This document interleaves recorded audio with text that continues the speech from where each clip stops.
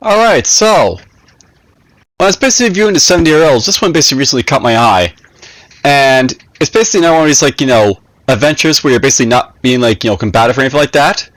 Though there is basically combat basically in the side if you, like, take too long for the most part. However, let's just jump into it. I'll show it off. So, your daughter is sick. She's been sick for weeks. And no matter how many medicine men and hedge brokers you call in, they all say the same thing. Everyone in the village has given up hope, but there's still one teeny possibility available to you, no matter how far-fetched it may seem. There is a tale told that within the caves that lie near the sheep paddocks, there dwells a terrible beast that keeps the secret of life and death. Many heroes pass through the area seeking a prize, and your village has grown fat on a sale of provisions for them. However, none have ever returned with legendary goods. You've been a trader for the past dozen years of your life, riding the caravans you traveled from city to city, until you met Sam, and have stayed in this village, with a humble shop since. You know nothing of sword swinging or fiend slaying, but in your experience the old wisdom that everyone has a price has never proved false. Perhaps the same holds true for monsters, and with the profits of Velasquez's business in hand, you tend to find out. Alright, so basically the idea of like this was they're basically a merchant going to a dungeon, and as you probably already guessed from like this idea here, it's basically a money venture, so to speak. And that basically sets it apart from like the usual like a summer like roles basically like you usually play here.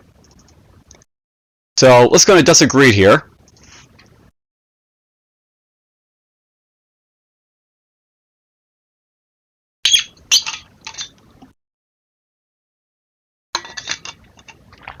And of course you have to detect something suspicious first, so we'll just give it a moment.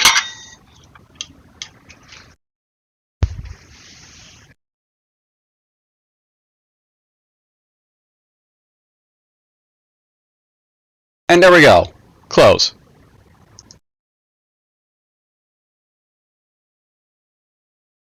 And let's see here. This actually expands pretty good. Well, let's try playing it like this and see how it goes. Alright, so this is basically just a recap of what we basically, just like read there on the title page. So let's just press escape here. Alright, so basically you'll notice that on the bottom left we have some tricks and stuff like that. So you have ascend with return, use trick 1 to 5, look to L, and move with like the numpad or WSD. If you look below us, you basically see some Ks, and those are basically kobolds. So let's just move down here. We're just gonna start training these like kobolds.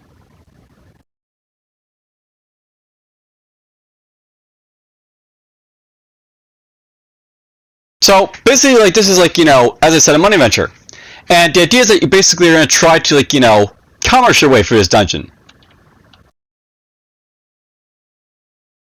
So basically, we're paying like free gold for like free bones for these guys here.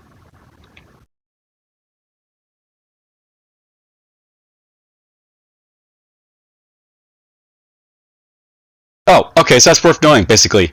If you sort of stand out, it'll just basically take your gold, but alright, that's worth knowing. I feel like we're starting at this point because basically it's learned that basically you want to basically avoid being like attacked by like these guys, so you basically lose your money and stuff like that. So I thought like maybe it would start like trading like under, and but no, it's like nope, we're just gonna take your money. That's kind of annoying.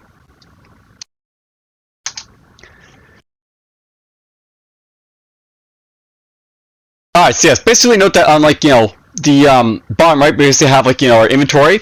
So the idea is that we're basically gonna try and manage our inventory so that nothing goes negative, and we basically trade these guys. So basically, there's a goblin or a goblin, but a kobold here. We're gonna trade the kobold here. He's got nothing else left because he's got a red square.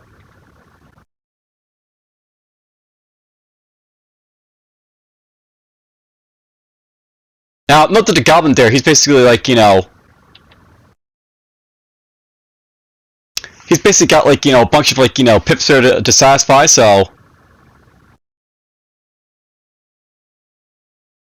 Basically just gave him a bunch of stuff.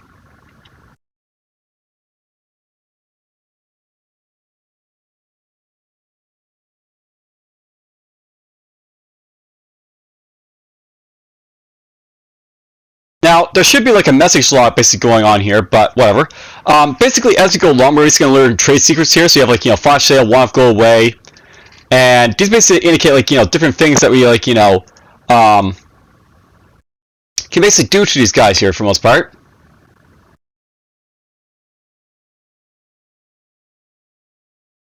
So, let's see here. I don't see any hints basically on the page here, and that's something to note by the way. You should probably like have like hints to basically like people like sort of like guess what these are basically all about, but whatever. Basically, they have like want to go away and like flash sales. These are like ways of like managing like these enemies a little bit, so they're like not overwhelming you and stuff.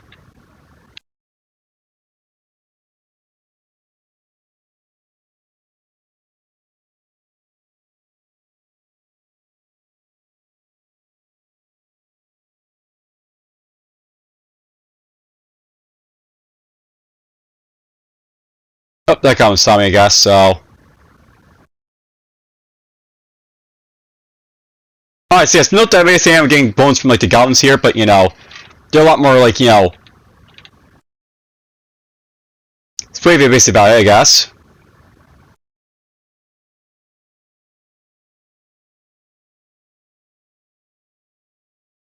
And note by the way as well, you can actually see what these guys basically have like, on them, so. Let's go down here. You can basically see like what like they basically give you. So let's just like look here. For example, there's like an ant apparently. So a giant ant. You've heard about such things, but this is the first time you've seen them in person. It's an odd experience and makes you feel slightly guilty about all the ants and other bugs you've trodden underfoot. Ants can't see very well and aren't that shrewd as traders either. Don't worry too much about it. They have far more gold than they know what to do with. And with what their extensive excavations, they lack of forges. So typically trades between 3 and 4 bones for between 8 to 14 gold. So either these guys give me like gold, or they give me bones for the gold. So we're just gonna get more bones from these guys here.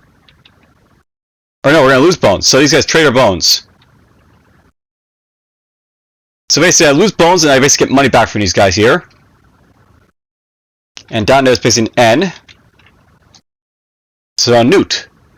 Strangely enough, this creature has the appearance of one of the amphibious water lizards that dwell around the swamps that lie at the entrances to the cave. The only difference is that they're around 50 times larger. Just like their above ground variant, they also seem to build nests. Though instead of being built of leaves and twigs, these are constructed of bones and filled with gold. So basically, these guys give me gold. These creatures can barely see and generally don't seem to be all that aware. You're pretty sure you can get them into your nest and take some gold before you notice your presence. This is a questionable trade, but after dealing with bees tearing away your stocks, you feel it's justified. So, not basically is that you're like a merchant here, basically like going around here. So.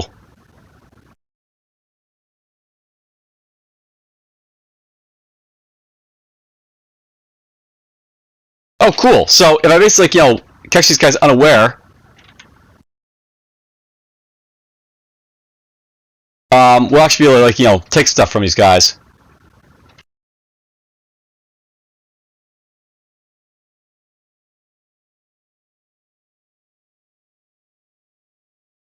Now, note by the way, it's got negative with my like bones here. Note that my trust base is now slowly being eroded. So basically, when you go negative with a stock, you have to be very careful because, well, essentially at this point now you gotta like worry about like your trust basically going away. Let's get your bones.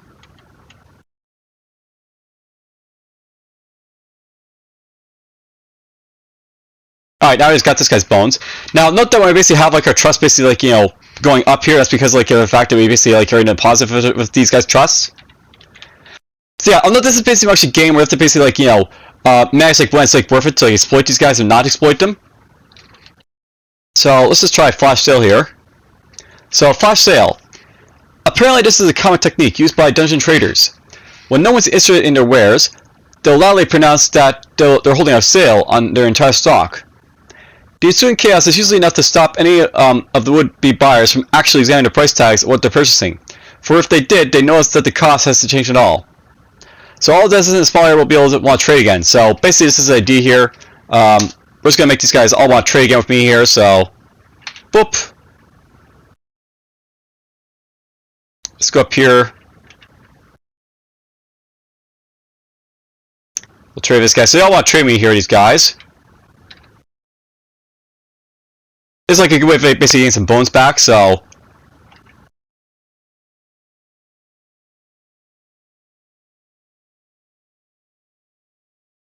just gonna like do that to get some bones there.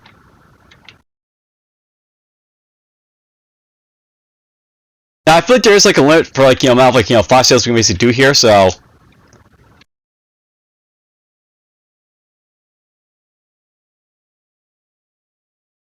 maybe there isn't a limit, but whatever. We just got a whole lot of bones right there. Okay, so basically cooldown. So you can do this like a lot, but eventually like you can't do it because like you run out of like stuff there, but whatever. So there's a ghoul, by the way. So this is almost too much. Your stomach has held through the dungeon stagnation dank air, but this rotting figure before you almost turns your guts. The rewards for your resilience are great though, for this creature has an insatiable appetite for bones, and absolutely no use at all for long, sharpened lengths of steel. So this guy like gives you weapons. So we're our first like weapon merchant here. Now, before I basically leave, I just want to talk to these guys here so you can see what they're all about. So here's a kobold. Little lizard, folk report as having a devilish nature by their various warriors that venture to the pits. Sure enough, on noticing you, they scamper towards you with what could possibly be bone clubs. However, they seem far more interested in the shiny metallic coins you have on you than beating you to death. So basically this guy's more interested in like trading with you than anything else. And they're goblins. You've seen these diminutive beings before. They're often around the village terrorizing the herds, but in their natural habitat, their murky features seem somehow at home. Each of the creatures carries a stash of bones from their various rare cave feasts, and is more than happy to trade them for whatever gold you might have. This goblin is kind enough to give you some tips on how dungeon trading usually works, which you avidly lap up. Traders are seen as a kind of self-service shop. Anyone who needs some wares will walk up and immediately start grabbing them out of your bags. They'll hand over the price when asked, though sometimes, like in the goblin's case, it'll take a few turns to convince them. So basically, like it's telling you that to basically trade this guy, you actually have to like bump into him a few times, or else he's just gonna like just keep taking your stuff. So it's basically like some ideas basically going on here. Oh yeah, notice that these guys basically are like getting like more questioning as we go along here. So they see me, but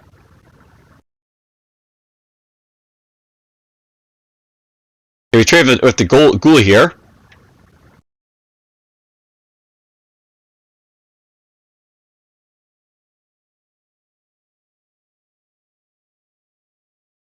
So that's worth knowing about. This is basically a game that has like simultaneous turns, by the way. Essentially, these guys here, they basically will bump into you, but if they don't see you, like in time, you'll basically get the chance to like walk up and basically trade with them first. And I get the feeling that they can like see me from here for some reason, so that's annoying.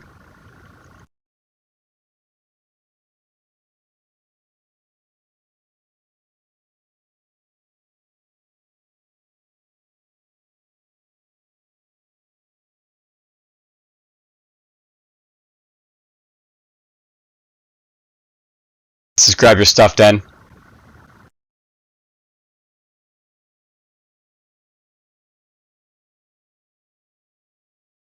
Alright, so apparently this ant had something there to share with me, so we just got ourselves closed shop.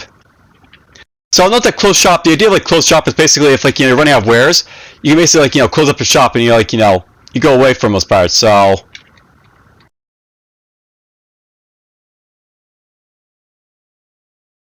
let's go this way a little bit.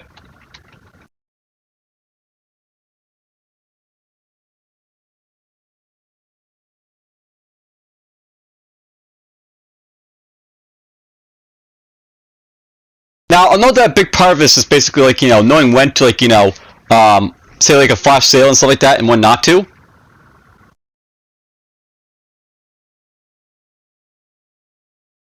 flash sale will basically do it within what range.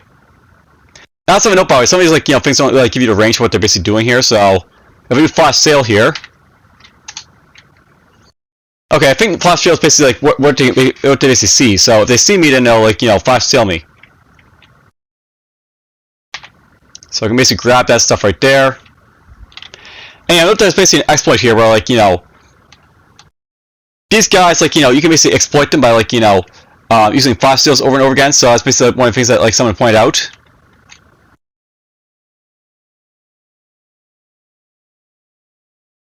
So honestly, there's, like, some issues with the game in that sort of area, but whatever. Let's do a flash sale right here. So we'll get some bones and weapons and stuff going right there. Let's go up this way. Alright, now, note that there's basically a sort of hunger clock in this game here. And that's because there's adventurers! Yes, the dreaded @ sign. Hero. With sword in hand and clad in gleaming mail, this warrior strides through the dungeon, slaying all in his path. When he spots you, he nods and smiles in your direction, as if accepting the praise and gratitude that he expects from all citizens of the village.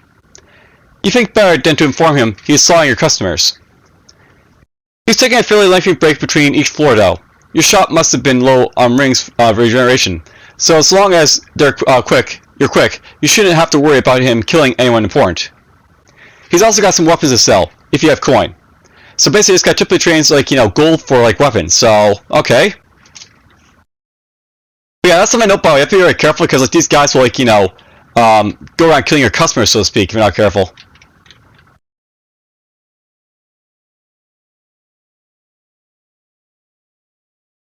So yeah, we'll just, like, trade some stuff with this guy here. So yeah, be careful when you always, like, traverse these dungeons, because, like, the adventures will be coming. Alright, now we're getting down to the next level here. We got ourselves these. So here's a dwarf.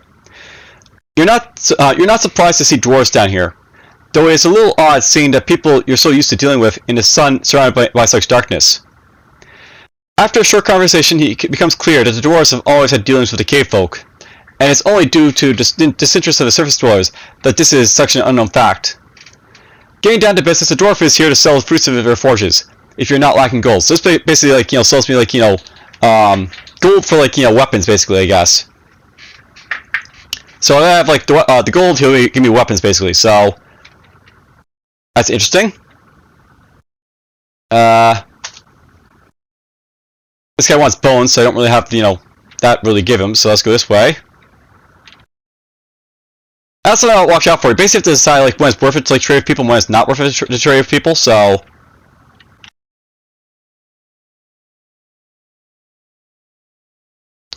these dwarves will want to basically trade with me because I'm basically, close to them, of course. So boom. Note that I lost a lot of gold for this dwarf here, but whatever.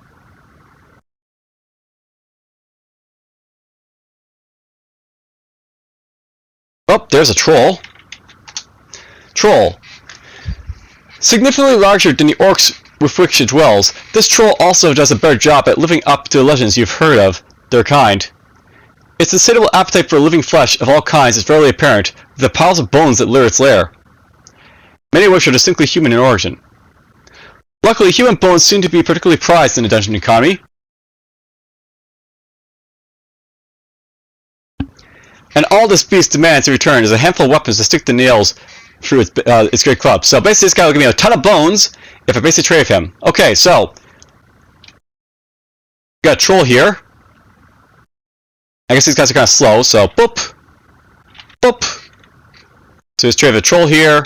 Let's go here. Boop, boop. Whoa, they're actually still attacking me. So I just went negative on weapons. That's not great.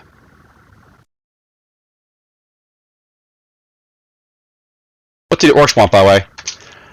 These guys will triple trade weapons for gold, so one of the surely green skins that permeate the nursery rhymes and fairy tales of your people almost as much as the little girls and talking animals. In the flesh, they are far more level-headed than the tales would have you believe.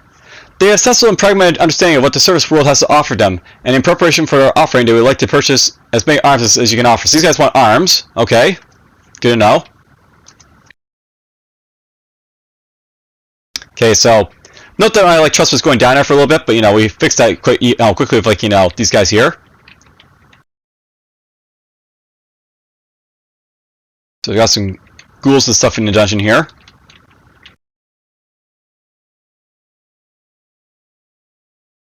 So you can also see, by the way, you have to be very careful of these guys, because your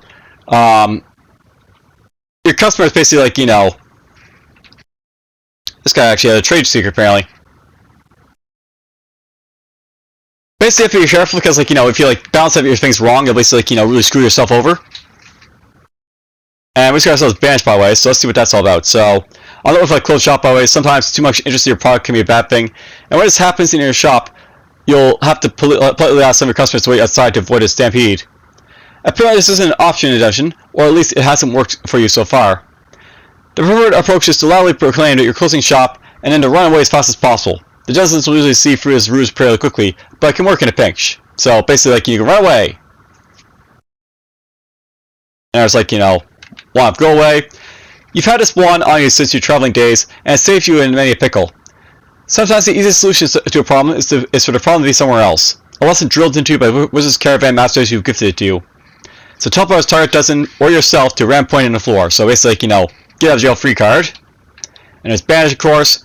You're not sure how this classifies as a trading technique, but the dozens have taught it to you insisted that it's an essential tool in every trader's arsenal. You're a little hesitant to start using it in your ordinary line of work, but you can definitely think of a few times when that would have been extremely useful in the past. So basically it sends dozens of free by areas down to explore. This is basically a good way of avoiding the adventure, killing them. Because the adventure will kill them if you give them a chance. Okay, got this guy's weapons.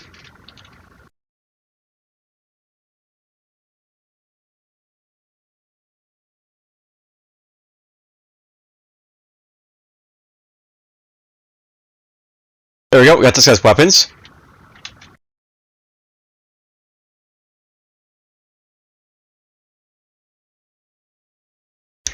I'm not sure it's really worth the trade with the dwarves, but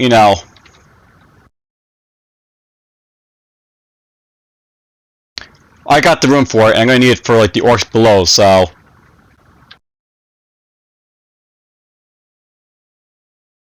Yoink.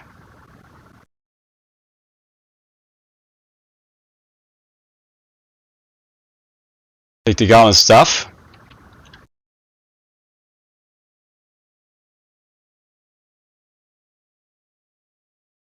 Alright, well I got lots of bones and weapons and stuff. Let's just keep going.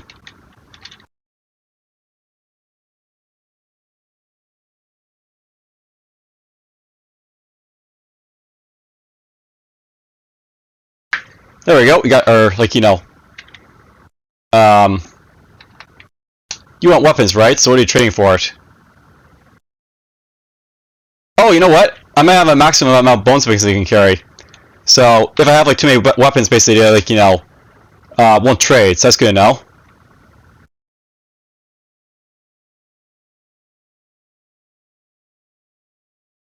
These guys will take my weapons for gold.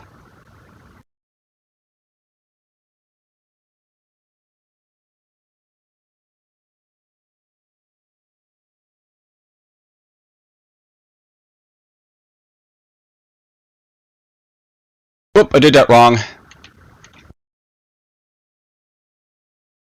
Let's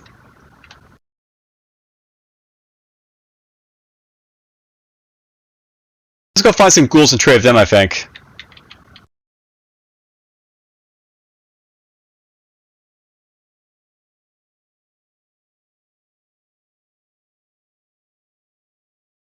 That's fine, we'll trade with you.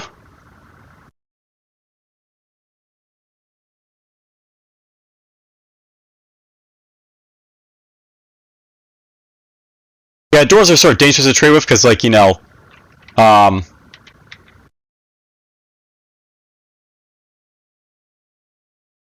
basically take a lot of money basically when I trade them. So, whoop. Well, there goes a lot of my gold, but whatever.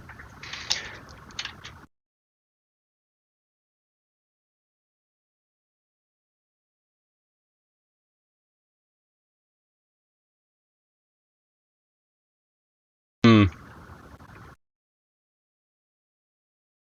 I have no lack of gold, I guess. You know, this would be a good time to use Banish, I think, so...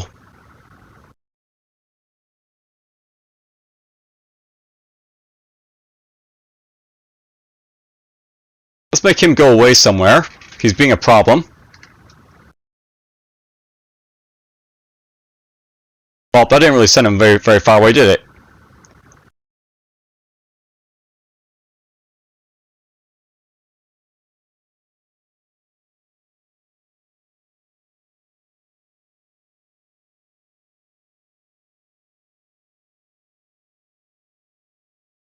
What I'm waiting for here, by the way, is like these guys getting so like a good grouping, so I basically banish them. Is what I'm thinking here. Why not? We're just gonna banish all those guys right there, and then we'll go... Fossil! So yeah, this is where we're gonna basically like get rid of our bones for like a little bit here, so... oh, it's on cooldown. So note that basically it's on cooldown, like, you know, you can see the cooldowns.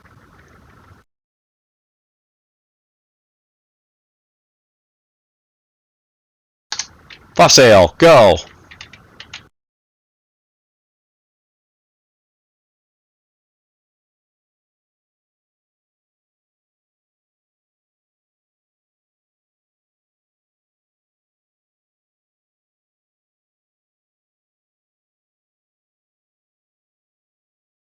Poof. Dwarf there. Fossil! Poof.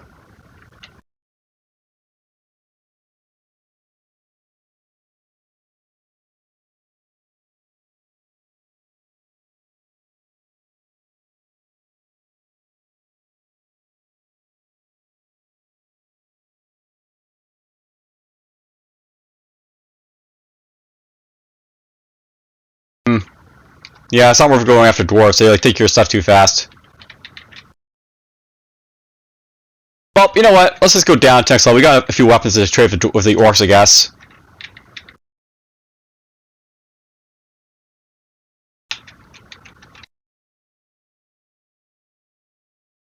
Now, we'll basically find that like goblin and the ghouls basically like, banished down here, by the way, so they're somewhere now.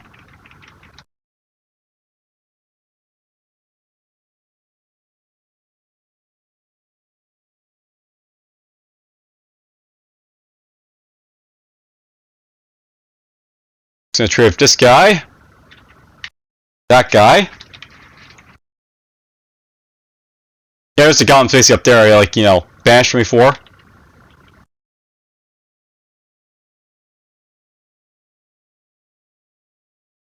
There we go. There's some gold. Hey, look at this guy. So there's a ton of bones from this guy here.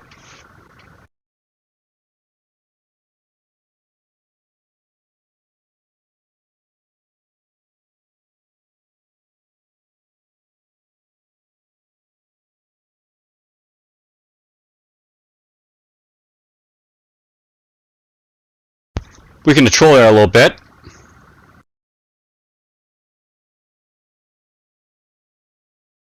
There we go. Lots of bones from this troll. Now, where'd those ghouls go, I wonder?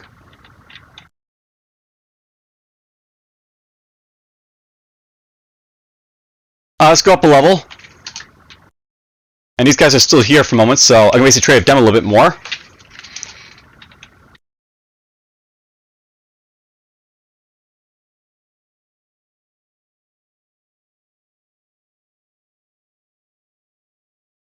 Now I gotta wonder here, if I basically use like, you know, fast-sale and close shop next to each other, is that going to basically like, you know, give me a chance basically to rob these guys really, like, you know, quickly? Let's do this. And these guys get frozen for a little bit, so boom.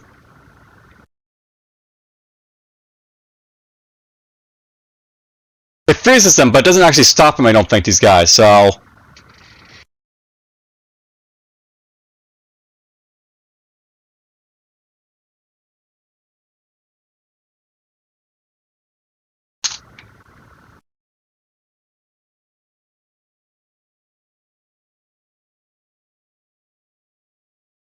Yeah, you're gonna try and move my direction, I guess, these guys, but, you know...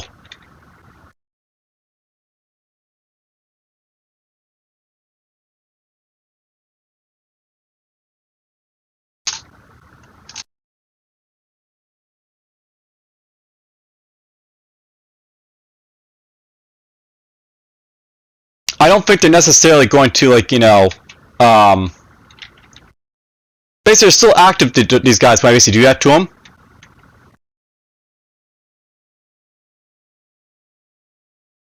Both up here now.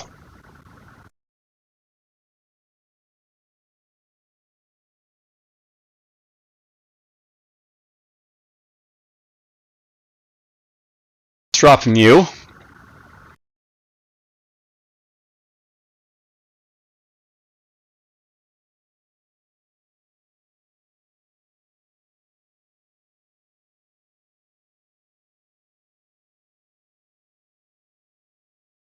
That's enough of that. So, let's go to the next level, I think. Well, I saw lots of bones here, and these guys, like, you know... Oh, you know what? There's a range. So, I guess it's like a 4-tile range around you will basically cause that to happen.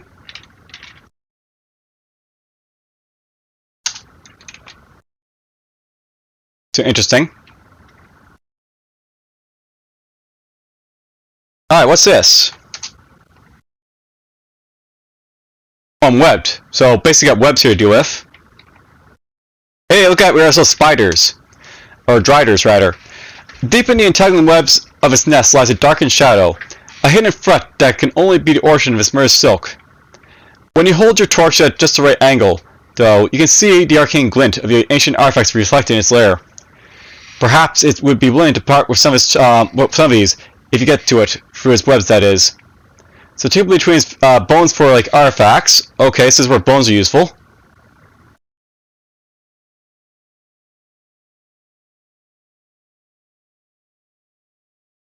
Eh.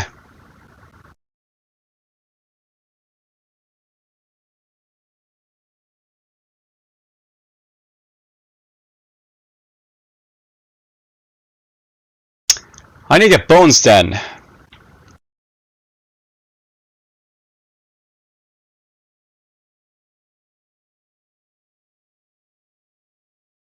Boop.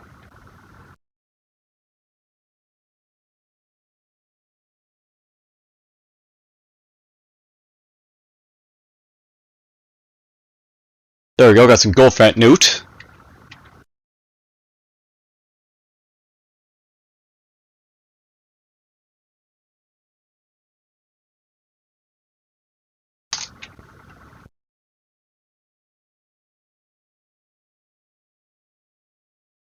Yes, they want to trade with me, these guys, but whatever.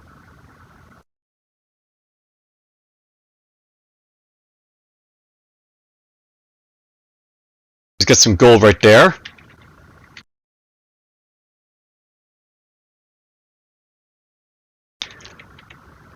But you know, I think there's like an interesting idea here, this type of game.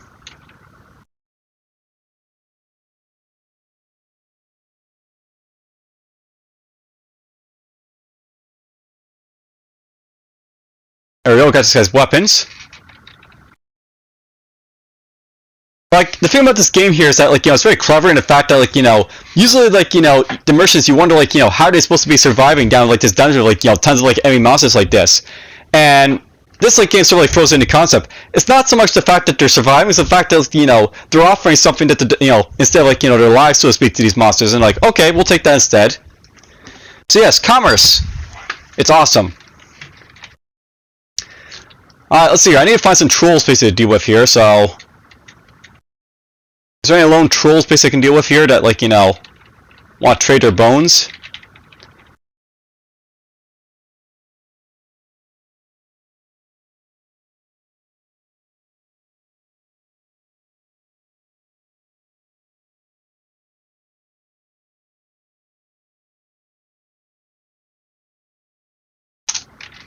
Well, that wasn't useful. So you can see, like, it's very random. Like, they might go far, they might not go far. So just watch out for that.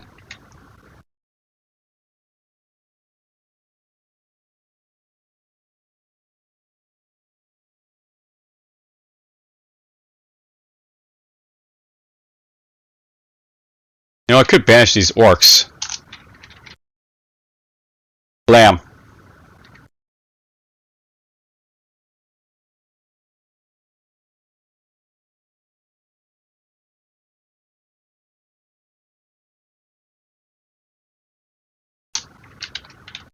I guess this makes a range of free and you want to go away. Let's do this. I lost a few weapons there, but whatever.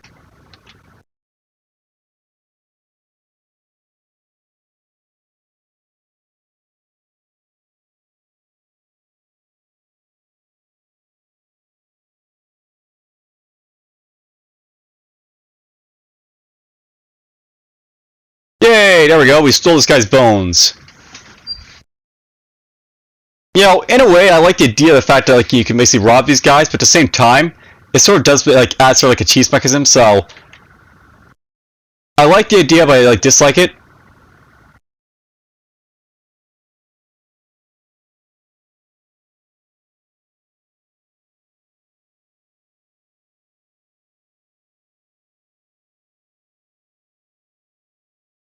We're just gonna do close shop.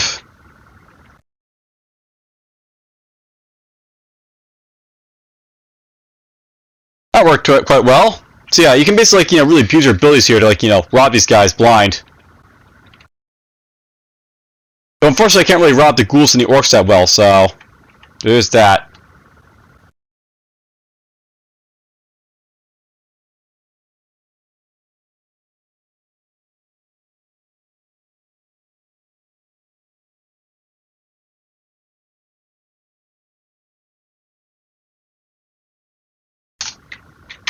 Blam, blam, blam.